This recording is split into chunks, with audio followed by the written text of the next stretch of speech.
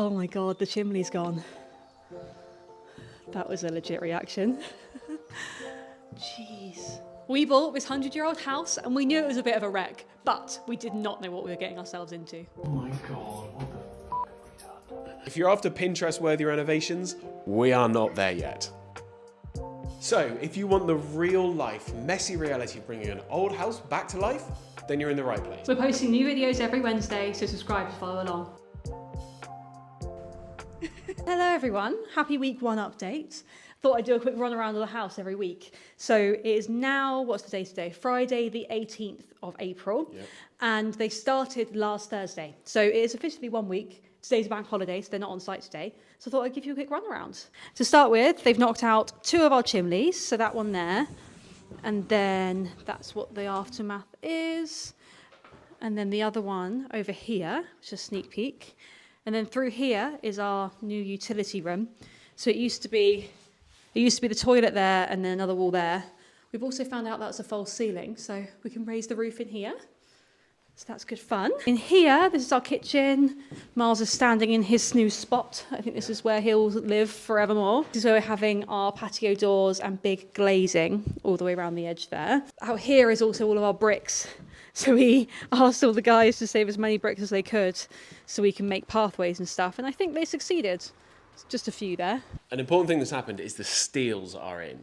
So above the doorway into the living room and also into the dining room. The steels are in, those are officially the door frames. This one has been threaded in, so it goes in with the joists rather than below it, so you don't get that bump as you go into the dining room. Chimney gone, this will be going. This room is now set as it will be. In here, we're going to have double doors opening into the doorway, which I like, makes a loop here. You can go out of this door, and you can come in this door, and then you come back again.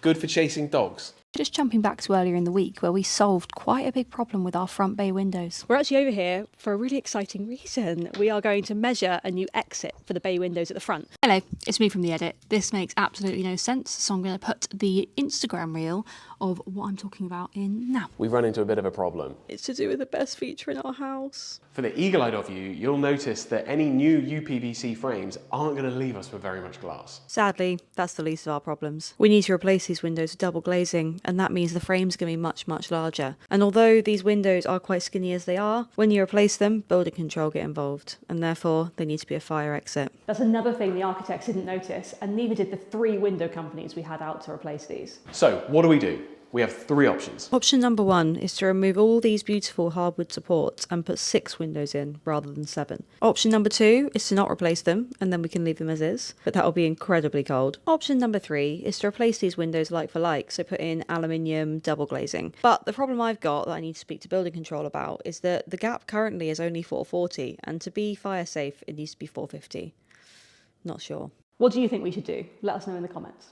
So, one of you lovely lot commented saying, do you have any other windows attached to that room that could be used as an escape instead? And we thought, you know what? We've just punched a hole in the wall for an ensuite. Oh my God, the chimney's gone. That was a legit reaction. Jeez. This just seems a lot bigger. With no chimney there, no walls here, no chimney there. This L shape. I can imagine all the cabinets and surfaces and sink and all that island here. There's just more room now. Obviously, but I can feel it. It's like quite mad how big this room actually is. It's very exciting. Now let's go measure that window. I'm not sure if I actually finished saying it, but the reason that we're here is to measure the ensuite window. Someone on here had a really good idea to check a different window to see if we could do that, and I asked building control and they said as long as the window isn't over 1.1 metres off the floor, it can be used as an escape route. So I think, just looking at it, I don't think it's over 1.1 metres. This is the one that we're thinking. I reckon we'll be all right, don't you? I've got a tape measure though. All right, let's see if it's the right height. I think looking at it, we're going to be fine. Yeah, plenty of room. It's 90 off of the floor and it has to be below this. So I think we're safe. That means that we don't have to mess around with these bay windows at the front at all. What great news. We did manage to save a lot of tiles from these fireplaces and the hearths. This we couldn't get up yet, but we will hopefully be saving those as well. But let's go upstairs, I can show you those too. What else have we got going on? Oh yeah, so this is where the steel's been threaded in. You can see the joists and how they've cut them there. And then in here, this is where we've managed to get all these tiles up, but we can't get that one off. So we've left that. But this is our chimney breast that's gone out of this room. Whoa. There's the loft. So now this room's completely square and amazing.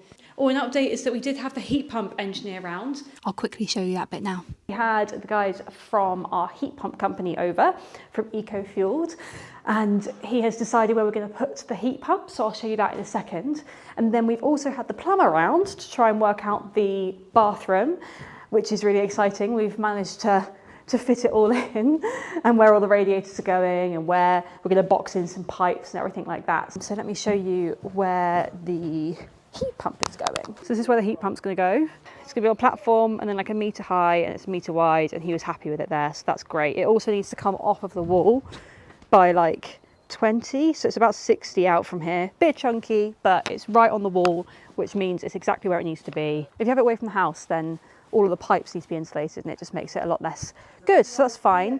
And then we're going to run all the pipe work up through the utility room. So let me show you that.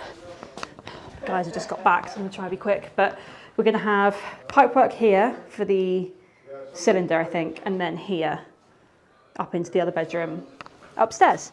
So if we put some boxing in here with some pipes and some boxing in here with some pipes, we can just put a false wall in front of it and it won't feel weird, and that means everything is nice and inside and insulated, because that's really important for a heat pump. Through here, you can see they've knocked out this whole space. This is all going as well. This will be our ensuite with the new doorway, we'll show you in a second. And this little mark here is where the wall will go. So the wall will go all the way along here, up into about where the chimney used to be. So this is the chimney from downstairs that they've now knocked out as well. So this room also is squared off, which is very nice. And where you're standing is where the family bathroom will be. We are moving that doorway over a bit into the middle, just here. So the wall will come up to here, a chunky wall, because this is where the soil pipe will go through. And then the doorway will be here. And the final thing they've done is knock this wall out. So this is our ensuite door into our bedroom. And that's that really. This is a bit of a faff last week, as you might have seen me trying to work out where to put it, but I think it works well. And what it means is that we were quite worried about having the doorway, because originally it was going to be here. And we were like, if we put in built-in cupboards here one day, it's going to be a bit tricky. So moving it over not only created a little bit more room in the ensuite, it also meant that we've got plenty of room for furniture here. Like I could put a big chunky chair here if I wanted in the meantime, because there ain't no way we can afford built-in cupboards right now. But I think it works out well. So we had one of Miles's old work colleagues over, who's now an electrician, who was going to help us with some of the second fix of the house. We're trying to save some money, and he was like, just doing second fix isn't going to save me any cash. However, we're only getting the builders to finish off our kitchen, bedroom and ensuite, really. So he said, well, instead of doing first fix with them for the rest of the rooms, how about you lay some of the wiring and then he can come over and finish it off? And the idea that he had to make everything a lot easier is to move the fuse board, but not the fuse switch. No, move the fuse board, but put in a fuse switch, and therefore you don't need to move the input of the electricity. Me again from the edit. So a bit of context here is that if you try and move the input of the electricity, it takes a long time and costs a lot of money. So doing this, hopefully, we'll see, will save us a bit of time and cash. Currently our electricity is in that box, and this is going to be our kitchen, which makes it a little bit messy if we're trying to get this room finished. So his idea was keep the input wire, which you can see this white thing coming in, that's where our electricity comes in, keep that, but then put a fuse switch on it, which means that you can put it anywhere else in the house, and then we can put it inside the cupboard that will be here, and we can have our fuse board in here, and then that means that we can have like random wires all coming off of here, and it makes it a lot easier because we're currently in the hallway in the centre of the house. It's a bit of a weird one, and I don't think it'll work for everybody, but for us, I don't know, I haven't spoken to the builder yet, but I think it might help us sort out some money, maybe. I don't know. Tell us if you think we're wrong. I'm going to give you a haul of all the things that we've saved from the house to watch my step every time I walk anywhere in this place now. I really like these red tiles because you've got this like yellow sort of edge.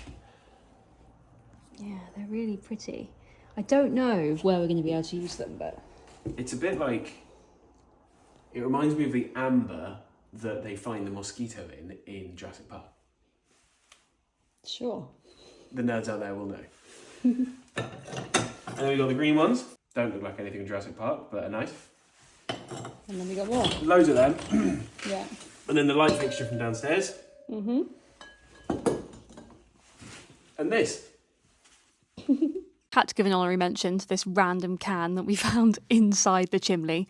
Thank you so much for watching, and if there's anything you really want to see, please let me know. I guess it's getting a lot more exciting now, but this was my favourite moment of the week. All of us sat in the sun on our future terrace.